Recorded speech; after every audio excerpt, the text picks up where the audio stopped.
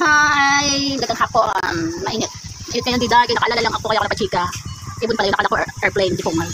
Yun, tawag din nakakita ako ng panaginip. Ay, di panaginip, alaala. So yun ang kwento. Alam mo naman, ngayon na i-start ng ating Chismis Chikahan.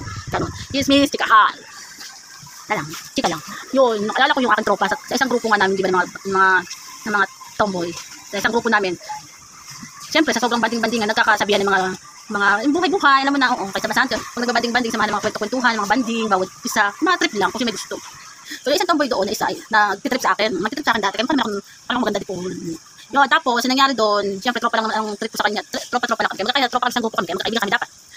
Yun, tapos nagkwento siya sa amin, kami mga grupo doon, siya napachika, kasi siyempre, habang nagiinom-inuman, inamin sa amin, sa kanyang kwento na siya ay merong anak.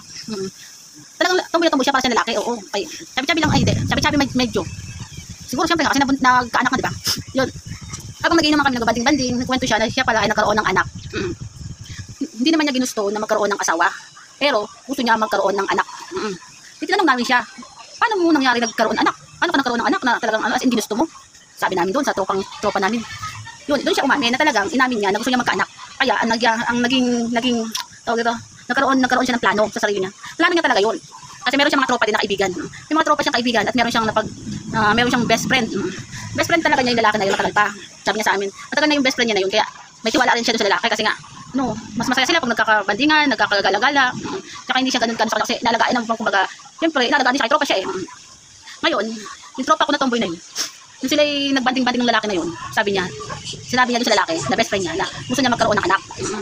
Nagulat yung lalaki isa, yung best friend niya daw, nagtaka, bakit gusto magkaroon ng anak, tomboy nga yun.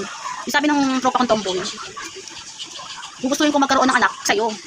Yun, sabi niya, inamin niya talaga sa best friend niyang lalaki na magkaroon siya ng anak doon sa best friend niyang lalaki. Siyempre, nagulat din naman yung best friend niyang lalaki. Kasi nga, alam niya tomboy yung tomboy yun eh, kaya tropa niya eh. Kaya ayaw niyang patulaan kasi nga tropa niya. Kaya lang, gusto mo talaga magkaroon ng anak ng tomboy na yun. At ayaw niya rin magtiwala sa ibang tao. So, yun, nagkabanding, pagkatapos sila banding, alisan. Nagkaroon ng birthday yan, celebrant, nag-party ulit sila kasi may birthday yan. So, doon sa birthday yan na yun, nag-inuman sila, nagbandi. Hindi na na-open ang kanilang usapan nila dati, na gusto niya magkaroon ng anak. Ngayon, nagkabanding silang dalawang nagkasama-sama pagkatapos mag-inuman.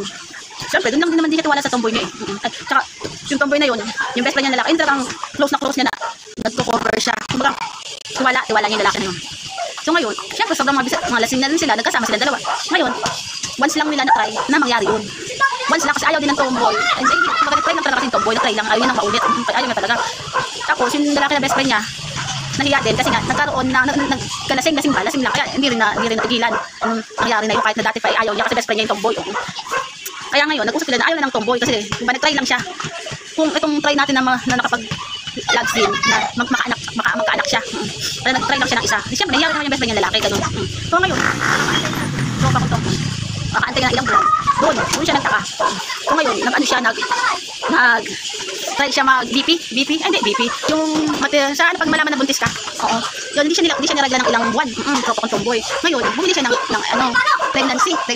Ngayon, nag-try siya doon sa awa naman ng Diyos, naging okay naman siya. Positive na nabuntis siya. Malaking ano sa kanya yun. Tsaka masaya siya kasi once lang niya tinry yun sa mismong best friend niya kasi nagtitiwala siya doon. Tsaka isang beses niya lang talaga ginawa. Kasi nga gusto niya lang makatry. Kung sakaling magkaanak pa sa isang beses o hindi, okay lang sa kanya kasi best friend naman niya yun. Kaya sa awa naman ng Diyos, pinagkaroon naman siya ng biyaya. Kaya nagkaroon siya ng anak na lalaki. Yun, naging okay naman ang best friend niya na nagkaroon sila ng anak. At least, kahit paano, yung best friend niyang lalaki, nakikita yung anak niyo. Oo. Kasi okay lang din naman sa kanya kasi best friend naman niya yun eh.